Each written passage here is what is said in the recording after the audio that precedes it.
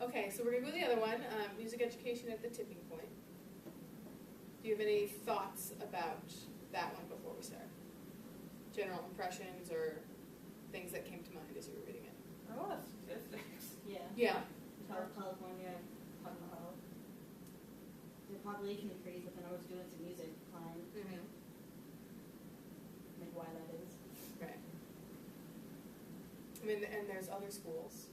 Mm-hmm. My hometown, the population of the high school that serves the city has gone from probably 1,400 to 800, and the band has gotten bigger. Cool. So it all depends. I don't know. We talked about how like No Child Left Behind ruined music, which I mean I wasn't really shocked by, and then It didn't ruin just music. yeah, and it was kind of just saying how like music was viewed as like not really important, Mm-hmm. and yeah, it was kind of lame. Okay, so what about this idea of tipping point? Well, I pulled it out for you. So the person that he quotes says, small changes in events can accumulate and cause rapid, large-scale transformations once a critical mass or tipping point has been reached. So it's very, I guess, yeah, that makes sense.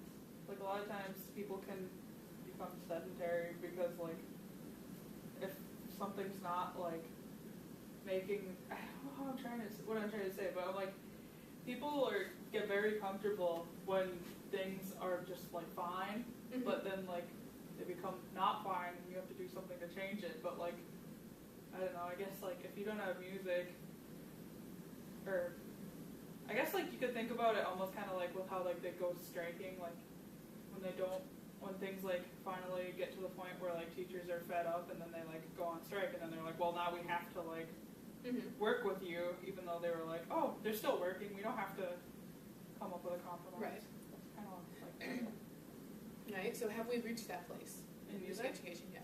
I think so. Okay, why? Because like music programs, especially around here, like a lot of kids can't even have working instruments because they can't afford to buy instruments, Mm-hmm. and the school can't afford to fix them. Mm-hmm. And I don't know, I feel like that's the reason why a lot of kids quit, because they're like, I can't play, but really their instrument doesn't work. Mm-hmm. Or that's required to be music, so then they do it. Then they don't need to do it after school. Yeah. Or,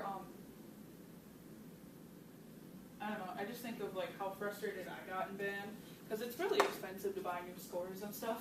We Yeah. play like the same like 7 pieces every year. Uh-huh. Like that would get really frustrating, I feel like, for a lot of students. Some might be cool. Well, and if you're located in a place that's near a university, Mhm. use that to your advantage. Okay. Because depending on, the number of ensembles that university Mhm. has, they may have music in their library that would be level, Mhm. that you could play at high school. Mhm. And that if you could borrow it and just, save the money Mhm. instead, or buy a score Mhm. instead of buying the entire set. And that way you can still offer your students something new, Yeah. but you've got to make that relationship happen. Yeah, I think honestly when it comes down to it, it has a lot to do with money. Okay. Also, they're not willing to pay like qualified professionals. So a lot of places are getting people who might not even have a music degree teaching music. I wouldn't say so much in like the state of Michigan, because they're more strict on that. It's becoming less of an issue here. Yeah, But other it places, was a real bad issue, even 5-10 years ago yeah. up here. Yeah. But, yeah, I don't know. I guess like if you're not super passionate because it's not your subject area, then how are you going to get your kids excited about it? Mm-hmm. Right, or if you're completely floundering because it's not your subject area. Yeah. If I asked you to go teach a kindergartner how to read, I'm in 319. I could probably fake my way through it. by the end of the semester you probably could fake your way through it. But that type of idea, right? I mean, we're specializing in music. Yeah. I want you to go teach trigonometry. Who's going to teach me? Right, right. So that's where that comes in, right? I'd be like, here's a triangle. Right. It's got some angles in it. It's got three I think it sides. has to end up to 180, if I remember correctly. Yes. Oh my gosh. So I want you to think about this. Whose musical past are we trying to have our students learn? Either in the general music classroom or, Musical past? yeah, so whose musical past are we representing in our classrooms? Or whose are we representing and whose should we be representing? Probably ours that we are representing, but I think that... Ours as in terms of yours personally? I mean, if that's all Or- you know, maybe. Or ours in terms of this building? Ooh! Right? Because those might be different. They could be the same, but they might be different.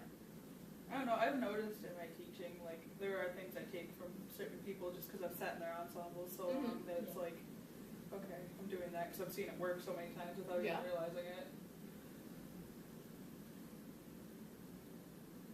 I just think of, like, back in the day when, like, I don't know, like, when our, like, parents and stuff were in school for band, like, the stories my mom tells me, I'm like, yeah, it sounds like your little rinky-dink school actually had money for band. Like, I don't know, just, like, seems like it was more prioritized back.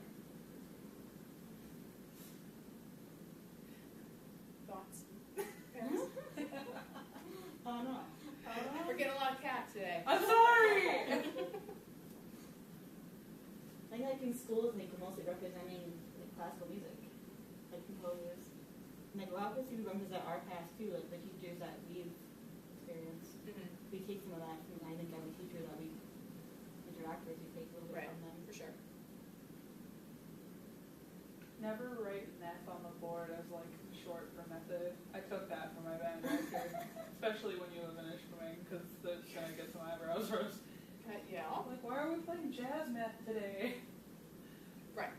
So don't do that. Right, and that will be for there's going to be quirks like that everywhere you live and work. Yeah. When I was substitute teaching in Tucson, I was in a building where I could not wear any red. Oh, because of the games? Yeah. Yeah. And it was just blanket rule, we're a no red school.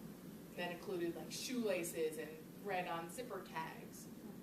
And you find these things out as you live in a certain area or you spend time in that school. And there, 5 quirks for, every school district. I mean, I understand that, but at the same time, that's also kind of like an infringement on, like, freedom of expression. Like, you can't wear red.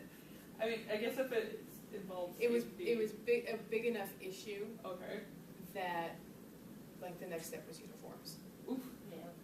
So that was step number 1, because the Bloods were the big game. Not saying that there weren't any of the other ones, but it was a no red school because of that. That's terrifying. Slightly.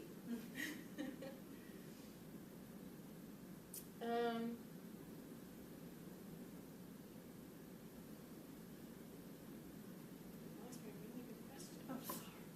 No, they're all written down. I just lost Oh, one. like, I'm sorry! Just thinking a lot today. No, that's great. Thinking a lot today is great. So I want you to think about instructional time. And you might be able to relate it to schools here. You might have to think outside the box and try to relate it to schools in a bigger city. But think about instructional time in schools that are either high poverty or high minority. Why do you think that the arts are going to suffer more in those schools versus schools that either have more money or don't have as many minority students? If you have less money, you're not going to have money to get instruments and equipment. Right, so there's that, right? So you need the money to be able to have the program. If there's minorities, I'm not saying like I'm not trying to generalize, but a lot of them are probably impoverished because of the way things are going right now. Right. So their parents aren't going to be able to help them out either. Right, and I want you to think bigger picture. What is going to get in the way of even scheduling stuff during the school day? Do some of these kids ever have to like leave to work or anything? Not necessarily in elementary elementary and middle school. Oh, okay, yeah. Right, so that might happen with your high school kids, but the thing that might happen with your elementary school kids and your middle school kids, they might not be able to stay after school Yeah. because mom and dad have to work, so Yeah. they need to be home with the siblings. But the thing I'm really trying to get at is testing, Oh, yeah. right? If you're in a high poverty school or you're classified as a failing school, the current solution is we're going to test you more. We're going to have more benchmarks. We're going to have this 2-hour block in the morning and this 90-minute block in the afternoon, where one of those is focused on reading and the other one is focused on math, and your students aren't allowed to leave the room if you're like a classroom teacher. So, like, if your students who receive services can't go in, or like they can't leave, so the extra teachers come in to help. Wow. If you, like my program, if you only had pull-out lessons, you could not pull students out during those blocks. So you had to work around that. So instead of having, 4th grade clarinet with 8 people in it, I had beginning clarinet with like 15, just because of the way the schedule had to work. I just feel like that's kind of degrading for those kids because, like, they're literally sitting there with somebody working with them. Like, at least, like, when you pull them out, like, it's not drawing attention to the fact that they need extra help, but I don't like that. Right. And if your relationship with that special ed teacher, the assistant who comes in, is right, you can have them, they'll rotate with you and they'll help everybody. Mm-hmm. So it's not just the students who Yeah. actually, on paper and legally are required to get the help, but they're there as an extra body. And you can make that relationship work where they can check on the kids who are ahead of everybody. And they can check on those kids in the middle. And then they can spend most of their time with those kids that are behind. And that way everybody still gets some extra help. Everybody can get that one-on-one help.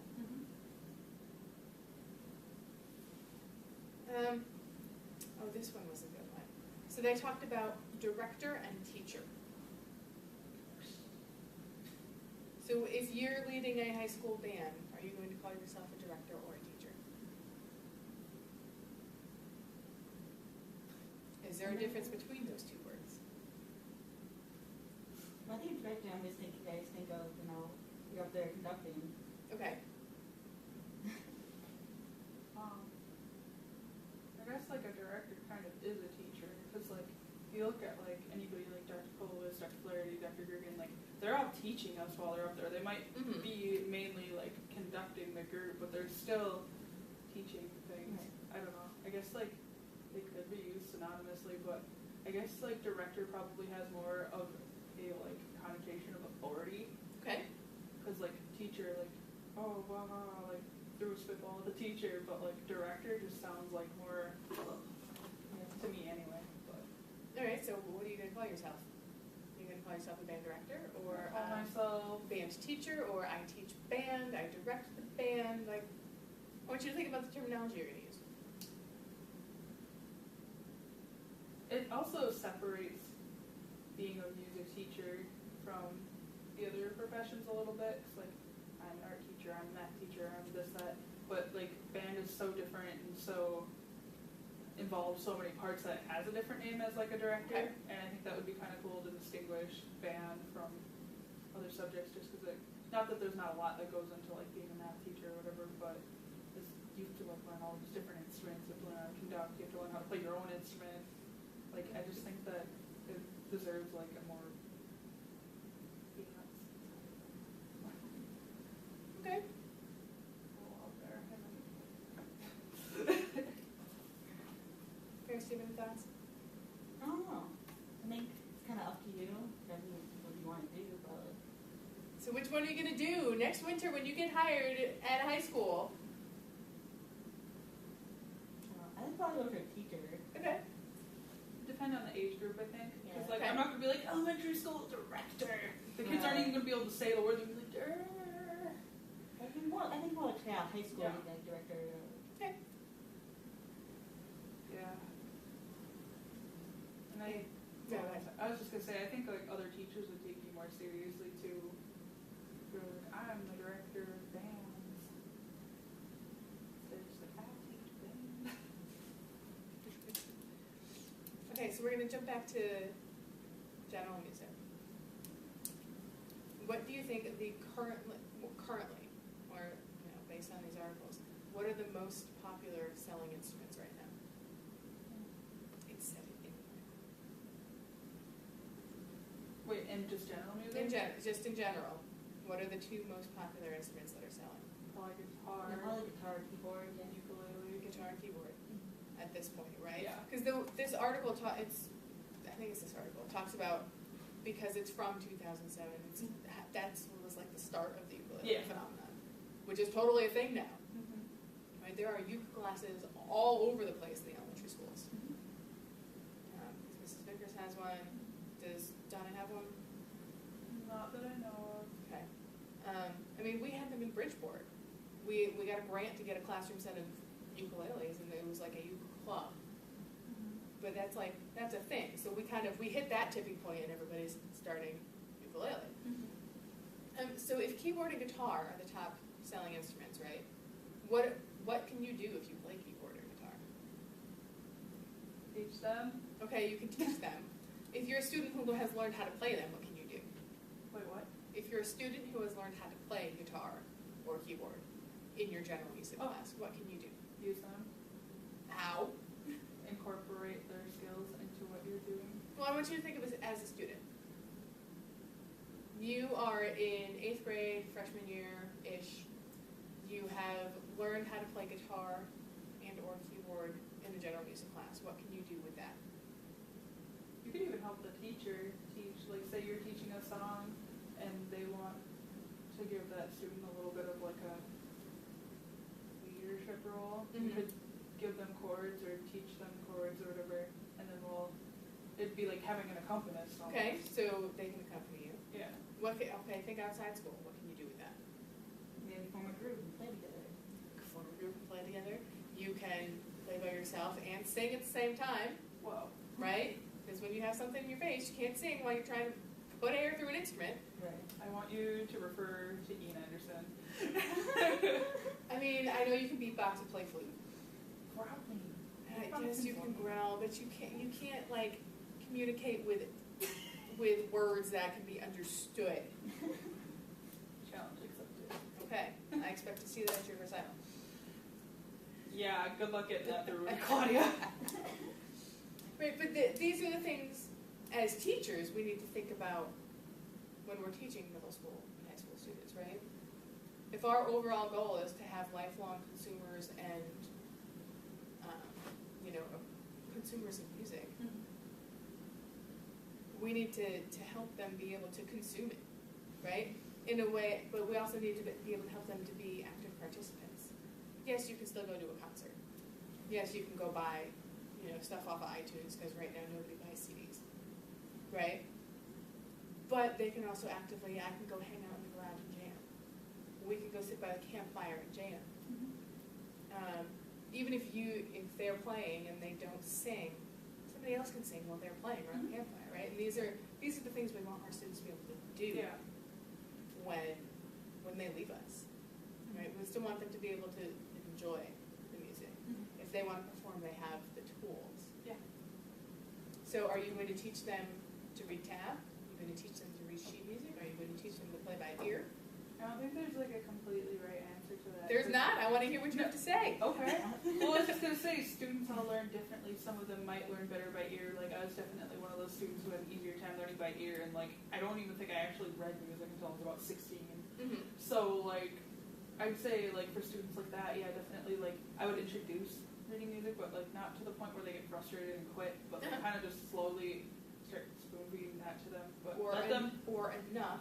Yeah. Right? That there's the students who really latch onto that. Yeah. They can go farther.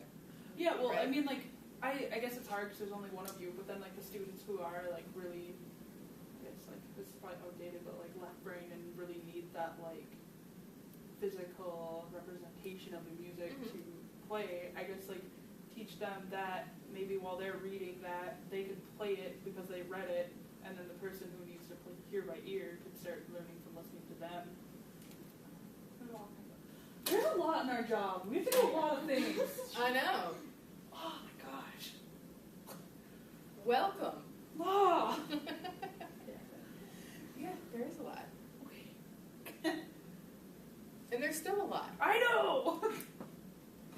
like it never gets to be less. I'm just gonna. There's like so many different ways to do things. Right. You have to know all of that. Yeah, you need to be aware of all the ways and do enough of each way. Even if it's, this unit, I'm going to teach it this way. This other unit, I'm going to teach it this way. Yeah. We can do it that way. Or we can, this one segment, I'm going to teach it to you all 3 ways. Whoa. And that way, you're going to be more likely to have all of your students be successful if you teach the same thing in the 3 different ways. Because one way is going to speak more to certain students than the other 2. And there are some students who need to see maybe 2 of those ways to be able to compare things and cross-reference and get the whole picture. Yeah. And that's what makes, seeing students 45 minutes a week makes things really hard. Right. No! No! That's not fair! I know, I'm aware. And that's more of an issue for the elementary schools. Oh. It's less of an issue for middle school and high school. Okay, here's your last question. Think about a high school general music classroom. That's scary. A little bit. To keep all these students engaged and kind of, foster this idea of performing and creating and, consuming music, what new types of ensembles might you create? Composition. Okay. Composition. You can make them compose. Okay. This is good. You can have That's them play uke, right? Maybe have them have like their own little like garage band kind of things. Like they all pick their instruments, and then you can have like a concert whenever they're ready, and it's all kind of up to them, but you like assist them, and they have like guidelines and stuff. Yeah. And they like build off each other's ideas. They're like a little like America's Got Talent, but they're all playing in the same kind of ensemble. Maybe someone knows guitars, maybe a drum set or something. Yeah. Yeah. Except I don't know how to play drum set. That's okay. They'll figure it out way faster than we